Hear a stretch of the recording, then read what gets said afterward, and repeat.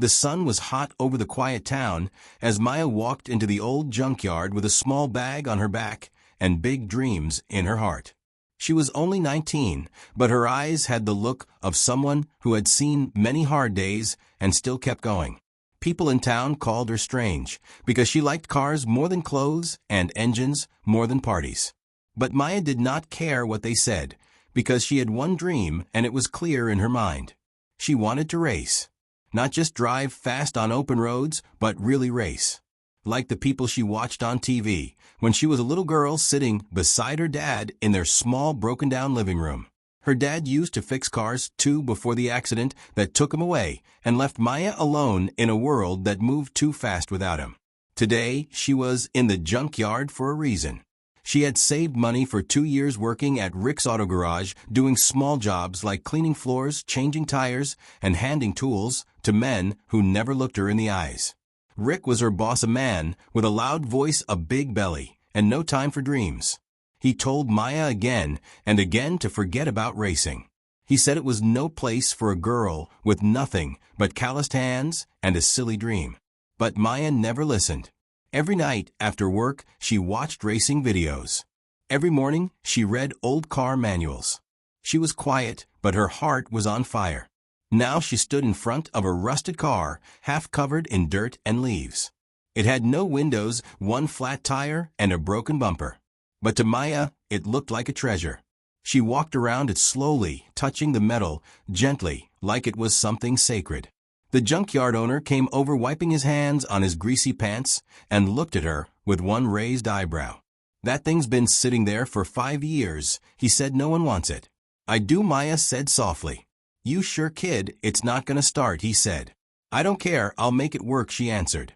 An hour later, Maya rolled the car into the garage behind Rick's shop. The other workers stopped what they were doing and stared. Then they laughed. Loud. One guy pointed at the car and said, "Is that a car or a trash can?" Another joked, "Hey Maya, is this your new race car?" Rick came out from the office, looked at the car, and shook his head. "You wasting your time again, girl," he said. Maya didn't say a word. She parked the car in the corner, wiped the sweat from her face, and opened the hood. Every day, after work, she stayed late.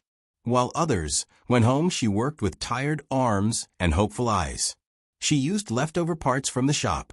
She borrowed tools when no one was watching. She slept less and dreamed more. Sometimes she got angry when bolts wouldn't move or wires wouldn't connect. Sometimes she cried quietly when she was all alone. But she never gave up, because the car wasn't just a car. It was her chance, her voice, her way to prove that even someone with nothing could still be something. Weeks passed and the jokes never stopped. They called her junk girl and engine freak. They laughed when she walked in covered in oil and grease. Rick told her she was wasting space in the shop. He said no one wants a racer who can't even afford shoes without holes. Still she worked. Still she believed. One night it was raining hard outside and thunder shook the windows. Maya stood next to the car, looking at her reflection in the cracked mirror. She whispered to herself, "We're almost there, just one more try." She turned the key slowly. For a moment nothing happened. Then a loud cough. Then a louder roar. The engine came to life. Rough, shaky, but alive. Maya jumped back, laughing, with tears in her eyes. She looked around, but no one was there to see it. Still she smiled. Because this was her moment. The moment when the car stopped being junk and started becoming her future. She sat behind the wheel, closed her eyes, and imagined the road, the wind, the speed, the finish line.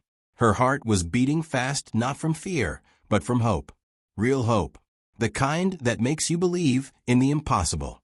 Outside, the rain kept falling. Inside, the garage, a dream had just started to wake up. And so did Maya. The next morning the sky was clear, but Maya's heart was racing faster than any car she had ever seen. She stood next to her junkyard car, now alive, now breathing, and still no one knew what she had done. She wanted to tell someone, anyone, but she kept quiet because the louder her dream became, the more people laughed. When Rick walked into the garage that morning, he stopped and stared at the car, then looked at Maya and said, "You still messing with that pile of scrap?" "It runs now, Maya," said her voice steady and soft. Rick laughed hard and called out to the others, "Hey, come here, this junk car's got a heartbeat." The other workers came and stared, and when Maya turned the key again, the engine rumbled like an old beast waking from sleep. They didn't clap. They didn't cheer. They just laughed louder than ever. One of the boys grabbed his phone and started filming while Maya sat in the car, looking forward, refusing to look at them.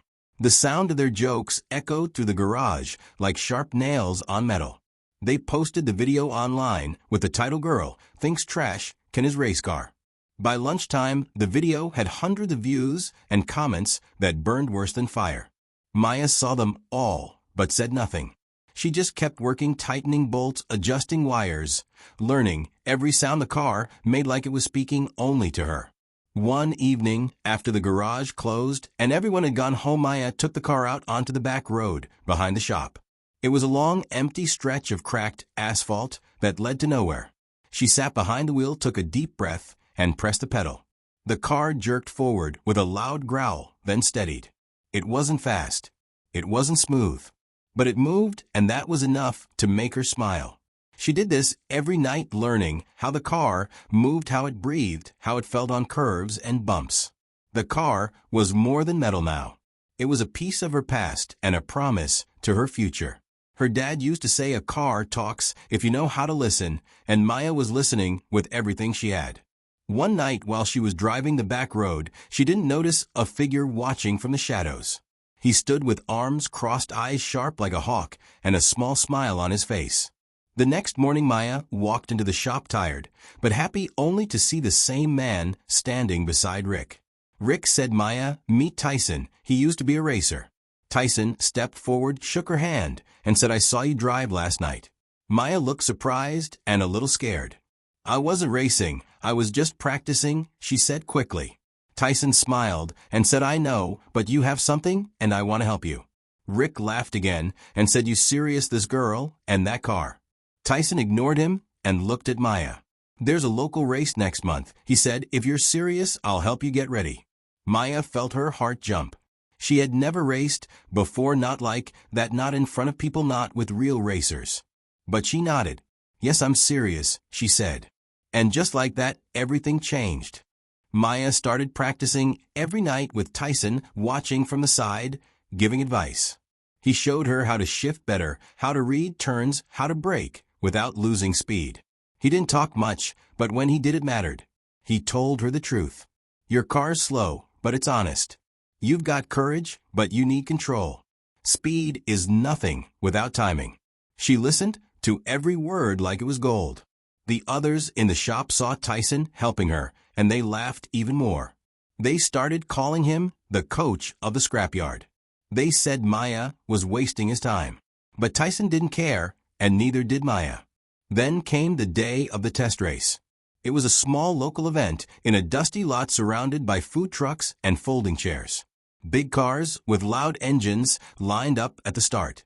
Shiny paint, fancy tires, drivers with matching suits and cool sunglasses. And then there was Maya, in her faded jeans, her dad's old racing gloves, and the same junkyard car they all laughed at. People pointed. People whispered. One kid said, "Is she even allowed to be here?" But Maya sat in her car, calm, focused, and ready. The flag dropped. Engines roared. Maya was slow at the start, but she didn't panic. She remembered everything Tyson told her. Halfway through the race, she started catching up. One car, then another, then another. She didn't win, but she didn't crash. She finished third. When she stepped out of the car, people were no longer laughing. They were staring. Some were clapping. Even Rick looked confused. And then Tyson walked over to her, smiling for the first time. He said, "You're not just good, you're something rare." But Maya knew the race was just the beginning, because she had a secret she hadn't told anyone yet. The sun was just rising when Maya walked into the garage the morning after the race, her hands still shaking from the night before, her heart still full of fire. The junkyard car sat quietly in the corner, covered in dust and pride. She looked at it and smiled a soft smile that said, "We did it." Rick barely looked at her when she walked in. He just muttered, "Third place in a clown car, what a miracle," and walked away. But Maya didn't care what Rick thought because something had changed, something real. Tyson met her outside later, that day leaning against his old pickup truck with a folded flyer in his hand. He handed it to her, and she read the words slowly. State Trials. Open to all racers. Top finishers move to regional championship. Her hands shook a little as she looked up. Are you saying I should enter? She asked. Tyson nodded slowly, his eyes serious. You've got one shot. 3 months from now. You're not ready yet. But you could be. Maya didn't speak right away. The wind blew gently. Somewhere inside her heart, 2 voices fought. One voice said you can't do this. The other said you already started. And after a long silence, she nodded. From that day on, everything changed again. Maya quit her evening shifts at the diner and started working full-time in the garage. She stayed longer than anyone. She learned faster than ever. Tyson visited every weekend, bringing old tools, old books, and a few spare parts. The car began to transform piece by piece. New tires, upgraded brakes, a lighter frame. The engine still made strange sounds sometimes, but Maya was learning its language like it was a part of her. She studied racing videos every night. She wrote notes in a notebook filled with engine codes, corner speeds, tire pressure charts. She practiced driving until her hands were sore and her legs shook. Sometimes she made mistakes. Once she took a turn too fast and spun off the road, hitting a sign. Another time her brakes failed and she had to jump out before the car rolled into a ditch. But every time she stood up, every time she kept going. One night after a long practice run, Maya pulled into the garage and sat in silence. Her face was tired. Her hands were shaking. Her eyes filled with tears. She looked at the car and whispered, I don't know if I can do this. It's too hard. I'm not good enough. I'm just some girl with a junkyard car. And then the engine let out a soft pop like it was answering back. She laughed through her tears and wiped her face. Maybe I'm not good enough yet, but I'm not quitting. The next day, disaster hit. The engine broke down completely. Smoke filled the garage. Metal clanked and hissed. Maya opened the hood and stared at the damage. It was worse than anything she had seen before. The engine was done. The race was just weeks away. Her savings were gone. There was no way to buy a new one.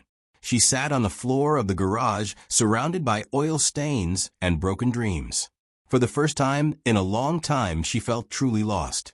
She didn't hear Rick walk in. He stood there for a moment, watching her. Then he walked over slowly and crouched down beside her. You really want this? He asked. Maya didn't answer. She just nodded slowly. Rick stood up, walked to the back of the garage, and opened a locked cabinet. Inside was a dusty engine covered with an old tarp. He said, I've been saving this for something special. Maybe this is it. He tossed her the keys and walked away without another word. Maya stared at the engine for a long time. Then she got up, wiped her face, and rolled up her sleeves. She had work to do. Over the next 2 weeks, Maya worked harder than ever. She didn't sleep much. She didn't eat much. But the engine fit. The engine worked. The car was louder, faster, stronger. And Maya felt it. Every time she turned the key, she felt closer to her goal.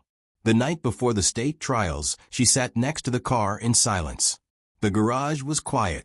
The moonlight came through the window and lit the floor. She opened the glove box and took out a small photo. It was her and her dad sitting in front of a car that looked just like this one. She whispered, tomorrow's for you. The morning came fast. Maya drove to the track with her heart pounding and her hands shaking.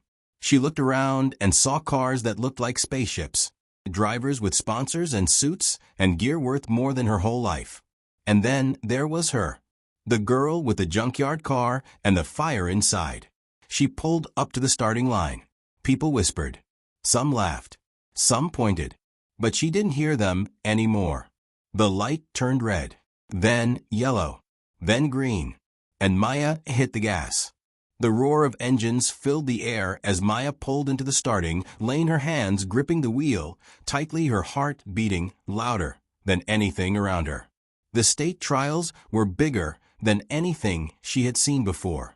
There were banners, flying cameras, flashing announcers, shouting, and crowds cheering for racers, with shiny cars and famous names.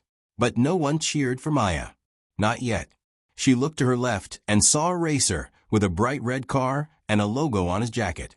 To her right was a woman in a silver car with glowing blue lights. Everyone around her had sponsors, fans, and teams.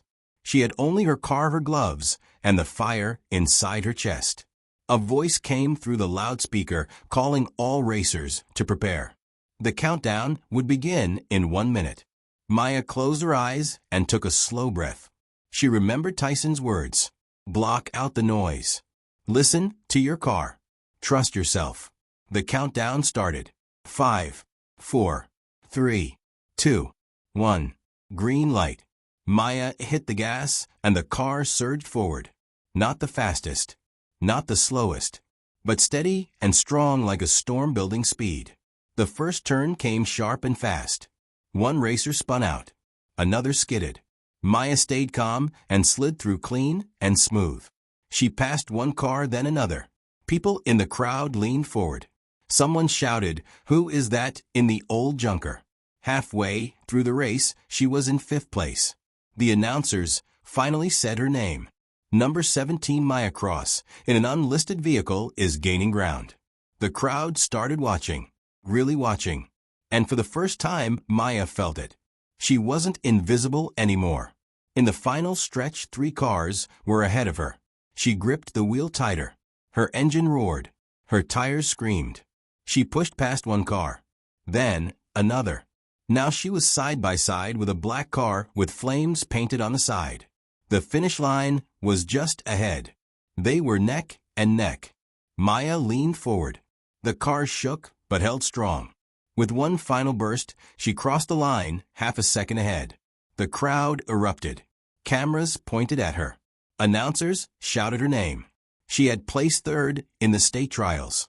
3rd out of 20 racers. In a car from the junkyard. She stepped out of the car, slowly, legs shaking, breath heavy. Reporters rushed over. One asked, "What kind of car is that?" Another asked, "How did you pull this off?" Maya smiled but said nothing. She looked into the crowd, searching for one face. She saw Tyson standing near the back. He gave her a nod. Just one. But it said everything. Rick was there too. He didn't say much. He just patted the hood of a car and said, "Not bad." That was the closest he had ever come to saying he was proud. A man in a suit approached her. He had a badge on his chest and a folder in his hand. "You've qualified for regionals," he said. "You'll be racing the best in the state. Are you ready?" Maya looked at her car. Still dented. Still dusty. Still her own. She nodded. "I'm ready." But there was more than just racing on her mind. There was something she hadn't told anyone. Not Tyson. Not Rick. Not the reporters. That night Maya sat on the roof of the garage, her knees pulled to her chest. The stars were clear. The town was quiet. She opened a small notebook, worn and folded with pages full of scribbles and numbers. Inside was a letter. She unfolded it slowly. It was from her dad, written years ago, just before his last race. It said, "If anything happens to me, don't let go of your dreams." She whispered the words to herself again and again. Then she looked at the car parked below. She had built it from parts he once touched. She had raced it in his memory. But now it was more than his. It was hers too. She knew the road ahead would be harder. Faster racers. Bigger crowds. More pressure. But she also knew something else. She belonged here. She had proved it on the track. Maya closed her notebook and looked up at the sky. A shooting star passed overhead. She smiled and said softly, "I'm just getting started." The next morning, she walked into the garage early. Before anyone else. She checked every bolt, every wire, every tire. The car was tired. So was she. But they were ready. Tyson came in later, holding a new set of tires. He said, "You're going to need these for what's coming." Rick followed, holding a small box of tools. He didn't say much, but he stayed and helped. For the first time, Maya didn't feel alone in the garage. A poster went up in the shop window. Regional Championship. 1 month away. People in town started talking. Some still laughed, but others didn't. Some were starting to believe. And Maya, she kept driving, kept fixing, kept pushing. Because her race, her real race, was just beginning. The day of the regional championship arrived with clouds rolling over the hills and tension rising in the air. Maya stood near her car, her hands in her jacket pockets, her eyes scanning the huge track before her. The place was bigger than anything she had ever seen. The stands were full. Reporters walked with cameras. Fans cheered for names they already knew. But not for Maya. Not yet. Her car sat quiet at the edge of a lineup, its paint dull, its body scarred, but its engine ready. Other racers passed by looking at her car with puzzled faces. One whispered to another, "Is that the girl from the junkyard?" Another laughed and said maybe she's just here to watch. Maya said nothing. She leaned against the hood and waited. Her heart was steady, but her mind was racing. Because today was not just about speed. Today, she was going to tell the truth. The whole truth. Tyson walked up beside her, holding a clipboard and a quiet smile. "You sure you're ready for this?" he asked. Maya nodded. But Tyson saw something in her eyes, something different. He asked again, "Not just the race, Maya, are you ready for everything?" Maya didn't answer. Instead, she looked at the crowd and saw a banner with her name on it. Just one. But it was real. Someone out there believed in her. That was enough. The racers were called to the stage for the pre-race introductions. One by one, they stood in front of the mic, saying their names, their sponsors, their goals. Then it was Maya's turn. She walked up slowly. The announcer hesitated. "We now have Maya Cross driving an independent entry listed as unknown sponsor and vehicle built from private parts. Would you like to say a few words, Maya?" She stepped up to the microphone. The crowd quieted a little. The wind blew through her hair. She took a deep breath and began. "Most of you don't know me. I didn't come here in a truck. I didn't come with a team. I came with a car I built from a junkyard." People laughed when they saw it. Some still do. But this car is more than just parts and noise. It used to belong to my father. The crowd went silent. Even the announcers didn't speak. She continued. 10 years ago, my dad was a racer. He wasn't rich. He wasn't famous. But he was good. Until the day he crashed on this same track. They said it was his fault. Said he pushed too hard. But I was there. I was just a kid sitting in the stands. And I remember what really happened. His brakes failed.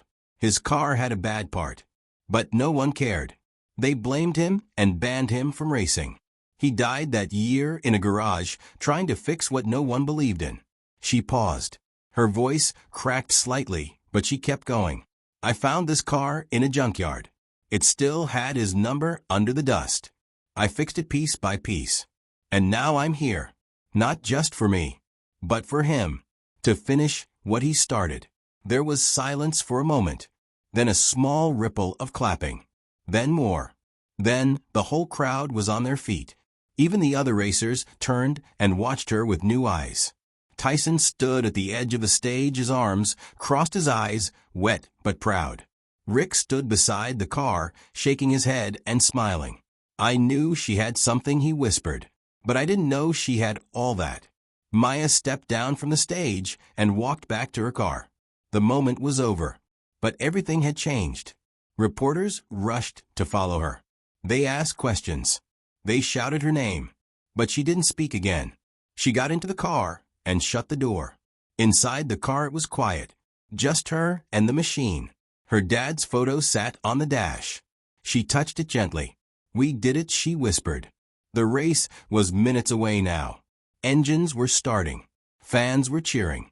But for Maya, time had slowed. She was no longer just the girl with the junkyard car. She was the racer who brought her story to life. And now the world was watching. The car shook as it roared to life. Her hands gripped the wheel. Her eyes locked on the road ahead.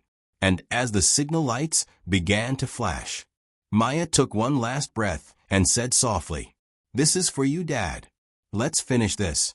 Engines roared across the track as the racers lined up for the final showdown. The regional championship was about to begin, and every eye in the crowd was wide with excitement. Maya sat in her car at the far end of the lineup, her fingers tight on the wheel, her mind focused, her heart steady like a drum. She had already given the world her story, but now she had to give them her race. Across from her, just 3 lanes over, was the top-ranked racer Blaze Hart. He was tall, smooth, fast, and confident. He had won 3 straight championships and had never lost on this track. He glanced at Maya, then smirked and said, "Nice story, kid, but this is where it ends." Maya looked back at him and gave a small nod. "Let's see." The green flag lifted above them, and the announcer's voice echoed across the crowd. "Ladies and gentlemen, it all comes down to this. 10 racers, 20 laps, 1 champion." The flag dropped and the cars took off like lightning. Maya's car shot forward, her engine screaming, her tires burning into the ground. The wind slammed against her face as she fought for space between the others. One car clipped her side, another tried to block her, but she held her line. Her eyes stayed on the track, and her hands stayed firm.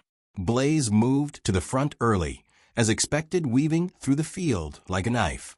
Maya stayed behind in fifth, watching, learning, waiting. She knew this wasn't a race won in the first lap.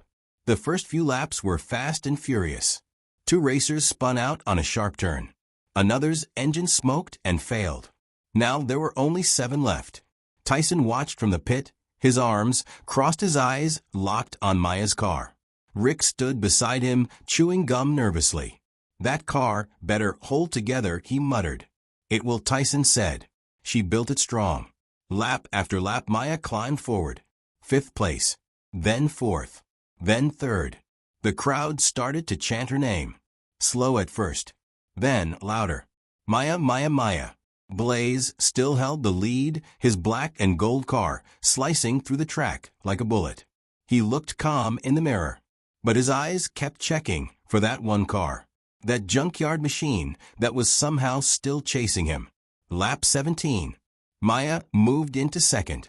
She was right behind Blaze now. Her car rattled. Her hands burned. But she was smiling. They hit the straightaway, and Blaze looked back. "You don't have it in you," he shouted. "Go back to the junkyard." Maya said nothing. She just pushed the gas harder. Lap 18. She moved to his side. Their cars bumped once, then twice. The crowd stood on their feet. No one was sitting anymore. Lap 19. They were neck and neck. Maya remembered her father's words. "Finish what I couldn't." She looked at the final turn ahead. It was sharp, dangerous, and risky. Blaze took the outside, safe and fast. Maya took the inside, tight and dangerous. The crowd screamed as the 2 cars entered the turn. For a second it looked like she would spin out. The tires screeched. Smoke filled the air. Her car wobbled, but it held. She came out of the turn ahead by inches. Lap 20. The final stretch. Blaze pushed harder. So did Maya. The finish line was just ahead. 2 cars. 2 dreams. 1 shot. They flew down the track like thunder, racing toward the edge of everything they had ever known. And then, Maya crossed the line. By half a second. The crowd exploded. People shouted. Cameras flashed. Announcers screamed into their microphones. Maya stopped the car, sat still, closed her eyes, and let the sound hit her like a wave. She stepped out slowly. The noise was deafening. Fans ran to the fence. Reporters shouted her name. Tyson was there with a smile bigger than ever. Rick was clapping. Even Blaze nodded once before walking away. She had done it. She had won. Not just a race, but everything. Her name, her place, her voice.